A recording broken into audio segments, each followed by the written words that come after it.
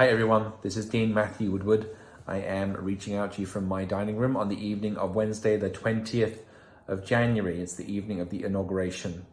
And I have watched plenty of coverage of the Inauguration and some of the Inauguration itself, in amongst doing other things in Cathedral life. We've been praying for a peaceful transfer of power, and I'm glad that it seems to have been a quiet day. But also the other thing that's struck me as a liturgist, as a person who puts together rituals for other people to process significant moments in life, was just how much of a public work of liturgy this was today. We had prayers, invocations and benedictions from two clergy. We had texts read, we had music sung, and we had a speech, which today might have been more like a sermon than any inauguration speech I've heard in recent memory. It was a speech, a sermon that was calling us to unity, perhaps even to a little repentance, certainly to a degree of reconciliation. In amongst all of the words, I picked out a few particular things that struck me. In the opening invocation, we heard, "Be with us, holy mystery of love, as we dream together."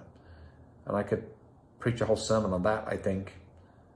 And then the idea that we must end this uncivil war, doing a play on words around the idea of the civil war, but really encapsulating what we've been going through culturally for some time. That was in the presidential inaugural address. And then in the wonderful poem by the Youth Poet Laureate, "We are a nation that isn't broken, just unfinished." I liked all those words and sentiments, but the one moment that really struck me the most was as Garth Brooks was singing Amazing Grace. He got to the end and invited everyone who was watching at home and everyone who was there in front of the Capitol to sing the first verse of Amazing Grace at the end. And it felt like a very